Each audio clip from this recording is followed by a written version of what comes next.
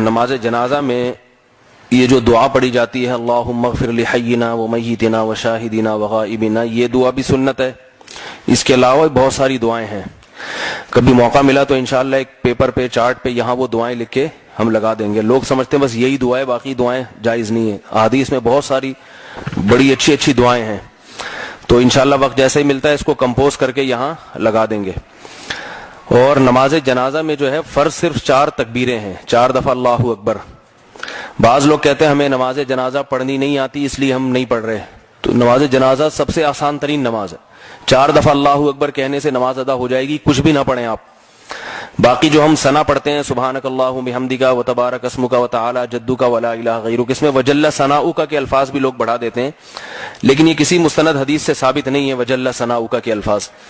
تو صرف اتنا پڑھنا چاہیے سبحانک اللہم بحمدک و تبارک اسمک و تعالی جدک ولا الہ غیرک، بس یہاں تک.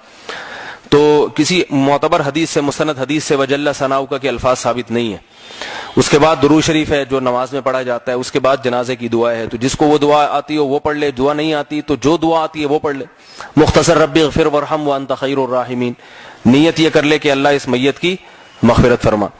تو جنازہ جو ہے یہ بھی اس امت کی خصوصیات میں سے خصوصیت ہے. دنیا کی کسی قوم میں میت کا اتنا اکرام اور اعزاز نہیں ہوتا جو اللہ تعالیٰ نے اہل اسلام میں میت کا اعزاز و اکرام ان کو دیا ہے.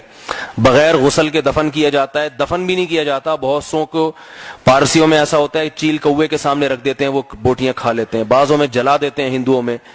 تو یہ بھی اسلام کے ایک برحق ہونے کی دلیل ہے کہ انسانیت کا احترام ہے. علماء نے بیان کیا کہ اگر کسی غیر مسلم کی لاش بھی مسلمانوں کے قبضے میں آ جائے تو مسلمانوں کے لیے اسے جلانے کی اجازت نہیں ہے، اسے بھی دفن کرنا پڑے گا، اور نہ اسے چیل کووں کو کھلانے کی اجازت ہے، کیونکہ وہ انسانیت کے احترام میں یہ چیز آتی ہے. تو جتنی بھی شریعت کی تعلیمات ہیں ان تعلیمات میں غور کرنا چاہیے، اور تاکہ اس میں غور کرنے سے فائدہ کیا ہوتا ہے کہ ایمان اور مضبوط ہوتا ہے. حضرت عمر فرمایا کرتے تھے کہ من لم یعرف الجاہلیت لم یعرف الاسلام، جس نے زمانے جاہلیت نہیں دیکھا اس کو اسلام کی خوبیوں کا علم نہیں ہو سکتا. حضرت عمر نے دیکھا تھا زمانے جاہلیت میں کیا تھا اور اسلام کے بعد کیا ہوا. تو جس نے جاہلیت نہیں دیکھی نا، زمانہ جاہلیت، اس کو کیا پتا کہ اسلام کیا ہوتا ہے. تو جس نے دوسرے مذاہب میں کبھی رہ کر نہیں دیکھا اسے پتہ نہیں چلتا کہ اسلام میں خوبیاں کیا ہیں.